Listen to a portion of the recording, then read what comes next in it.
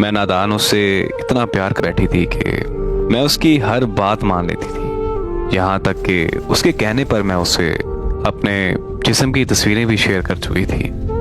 जब उसने मिलने का बोला तो मैंने शादी के बाद का कह दिया, तो उसने मुझे ब्लैकमेल करना शुरू कर दिया। मैंने उसे खुदा का वास्ता भी दिया, लेकिन वो नहीं माना और इसी तरह मजबूरन मुझे उससे मिलना पड़ा, क्योंकि मैं ये बिल्कुल नहीं चाहती थी कि मेरी वजह से मेरे घर वालों की इज़्ज़त ख़राब हो। पर उसने मुझे एक बार फिर से दोबारा ब्लैकमेल करना शुरू कर दिया कि तुम मेरे एक दोस्त से भी मिलो। ये सुनकर मेरे पैरों तले ज़मीन निकल गई। मेरा दिमाग मुकम्मल तौर पर सुन हो चुका था कि आखिर मैं करूं तो करूं क्या। मैंने बहुत सोचा और आखिरकार मुझे उसके दोस्त से भी मिलना पड़ा। फिर मुझे मुख्तलिफ रॉन्ग नंबर से मैसेज आया करते थे कि और मुझे ये कहते थे कि आपकी तस्वीरें हमारे पास हैं, और मुझे इस तरह वो भी ब्लैकमेल किया करते थे और मैं भी ब्लैकमेल होती चली गई।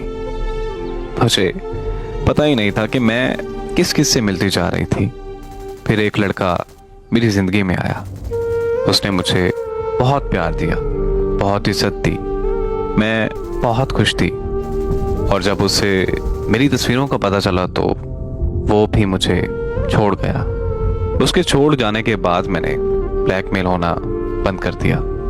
वो तस्वीरें मेरे घर तक आ गईं। मेरे घर वालों की इज्जत मिट्टी में मिल चुकी थी।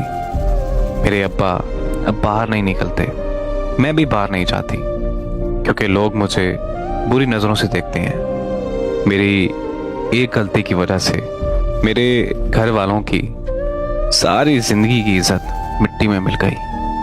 अब मैं सारा दिन एक कमरे में बंद होकर रोती रहती हूँ और खुद को कोसती रहती हूँ कि मैंने आखिर इतनी बड़ी गलती क्यों की। अब मैं किसी से शादी करने का भी नहीं सोच सकती, क्योंकि ऐसी लड़की से कोई शादी नहीं करेगा